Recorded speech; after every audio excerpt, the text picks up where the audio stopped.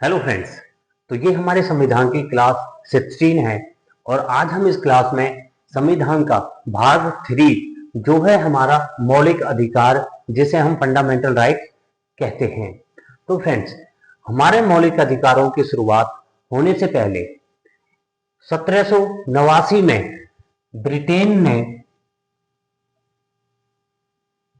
Britain ने मौलिक अधिकारों को मान्यता दी थी, परंतु 1791 में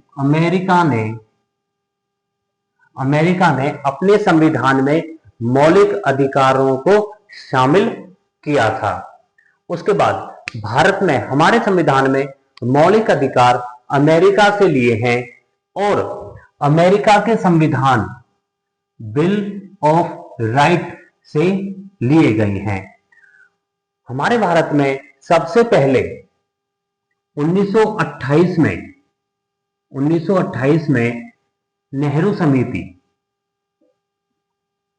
नेहरू समिति में जवाहरलाल नेहरू ने मौलिक अधिकारों की लिखित मांग करी थी और उसके बाद 1931 में कराची में कांग्रेस का अधिवेशन हो रहा था।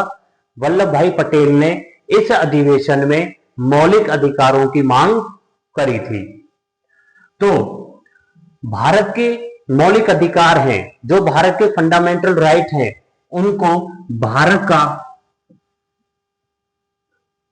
मैग्ना कार्टा भी कहा जाता है।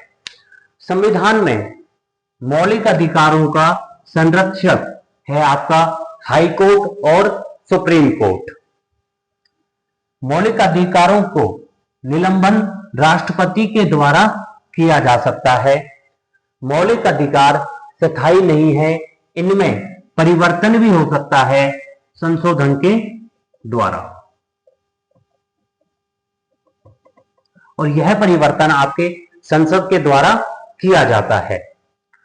सुप्रीम कोर्ट के द्वारा मौलिक अधिकारों को सुरक्षा प्रदान है आपका अनुच्छेद 32 के तहत। अनुच्छेद 32 के तहत ही सुप्रीम कोर्ट आपका रिट जारी कर सकता है। भारतीय संविधान में जीवन के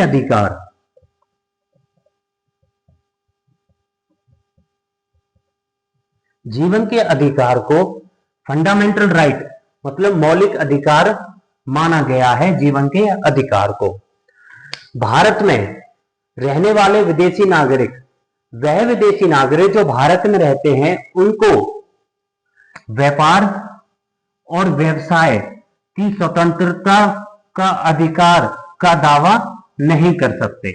मतलब जो विदेशी नागरिक हैं वह आपके व्यापार और व्यवसाय की स्वतंत्रता का अधिकार का दावा नहीं कर सकते। फिर आता है कि हमारे संविधान में मौलिक अधिकार आपका भाग 3 में है और ये अनुच्छेद 12 से अनुच्छेद 35 के अंतर्गत आते हैं।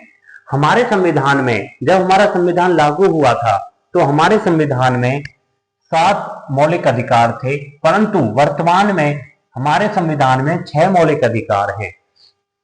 हमारा एक मौलिक अधिकार जो आपका अनुच्छेद ई में और अनुच्छेद 31 में था, संपत्ति का अधिकार। संपत्ति के अधिकार को 44वें संविधान संशोधन के द्वारा 1978 में भाग 12 में अनुच्छेद 300 के तहत कानूनी या वैधानिक अधिकार बना दिया। तो अब वर्तमान में हमारे 6 मौलिक अधिकार हैं।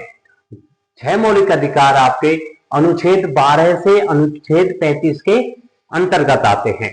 तो अनुच्छेद 12 में आपका मूल अधिकारों की परिभाषा का उल्लेख है। अनुच्छेद 13 में मौलिक अधिकारों से असंगत करने वाली विधियां आपकी अनुच्छेद 13 में आती हैं। फिर हमारे जो 6 मौलिक अधिकार हैं, उन 6 मौलिक अधिकारों में से हमारा पहला मौलिक अधिकार है समता या समानता का अधिकार, जिसे हम राइट टू इक्वलिटी भी कहते हैं। ये आपका अनुच्छेद 14 से 18 के अंतर्गत आता है। आपका पहला मौलिक अधिकार है समता का अधिकार, राइट टू इक्वलिटी, जो आपका अनुच्छेद 14 से अनुच्छेद 18 के अंतर्गत आता है। अनुच्छेद 14 में ये बोला हुआ है कि विधि के सामने सभी समान होंगे, मतलब विधि के सामने किसी के सामने कोई भेदभाव नहीं किया जाएगा। अनुच्छेद 15 में आपका धर्म, जाति, लिंग, जन्म के आधार पर किसी भी व्यक्ति के साथ कोई भेदभाव नहीं किया जाएगा।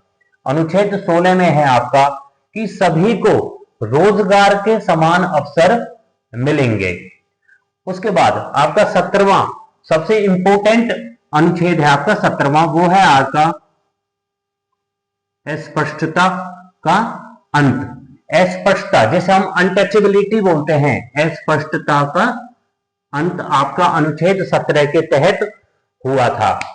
अस्पष्टता अपराध अधिनियम आपका बनाया गया था 1955 में, परंतु 1976 के तहत इसका नाम बदल दिया था और इसका नाम रखा आपका सिविल अधिकार संरक्षण अधिनियम। अगर कोई भी किसी भी के साथ अस्पष्टता के कारण भेदभाव करता है तो उसको 6 महीने की सजा होगी।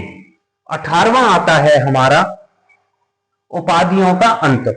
उपाधियों के अंत में सिर्फ सेना व शिक्षा की उपाधियों को छोड़कर और सभी उपाधियों का अंत कर दिया था।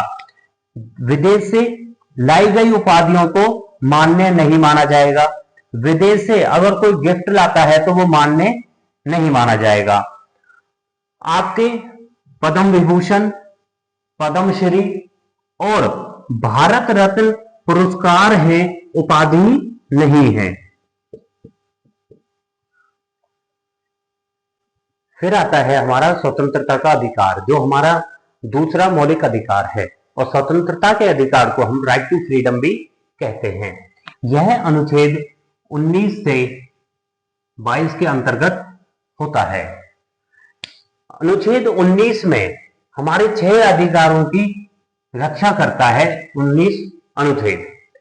इसमें 19(1) के ए में भाषण व अभिव्यक्ति की स्वतंत्रता का उल्लेख है, और 19(1) के बी में आपका सम्मेलन करने की स्वतंत्रता है। 19(a) सी में संघ व समिति बनाने की आजादी। 19(1) डी में घूमने की आजादी। 19(1) ई में निवास व बसने की स्वतंत्रता।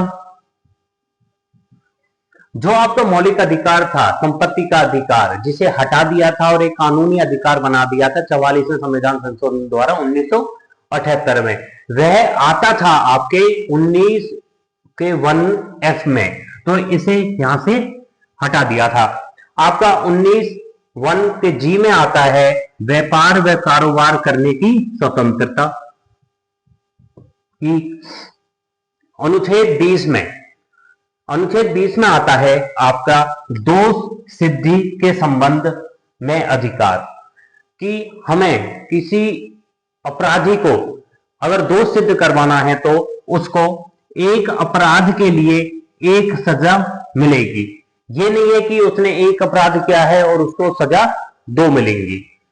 फिर दूसरा आता है हमारा पॉइंट कि अपराध के समय जो कानून है उसी के हिसाब से उसे सजा मिलेगी। तीसरा आता है कि स्वयं के विरुद्ध गवाही देने के लिए बाध्य नहीं किया जाएगा अपराधी को। हमारा 21वां अनुच्छेद आता है प्राण व दैहिक स्वतंत्रता का संरक्षण, की विधि के द्वारा ही सजा मिलेगी। इसी अनुच्छेद में आपके अंतर्निहित अधिकार भी हैं। ये क्वेश्चन पूछा जाएगा कि यह बताइए कौन से अनुच्छेद में अंतर्निहित अधिकार है, तो वो आपके अनुच्छेद 21 में है।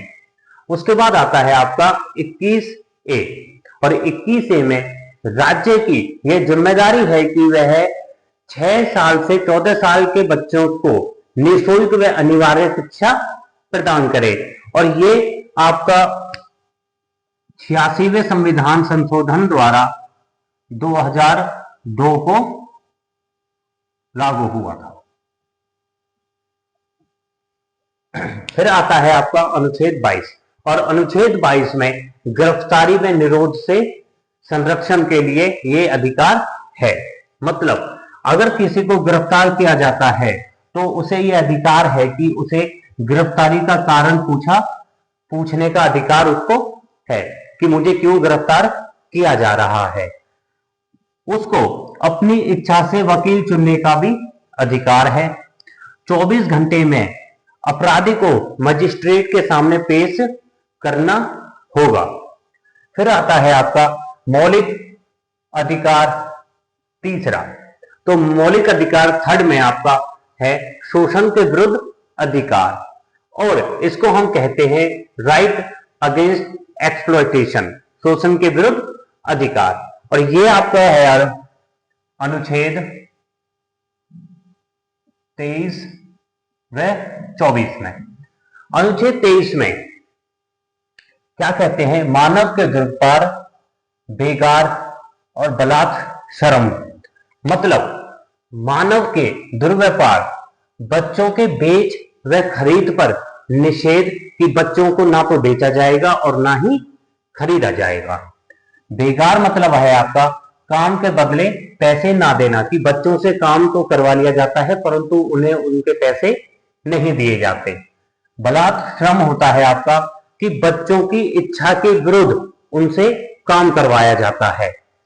अनुच्छेद 24 में आता है आपका कि बच्चों को 14 साल के बच्चों के नियोजन पर प्रतिरोध है आपका कारखानों और खानों में काम करना।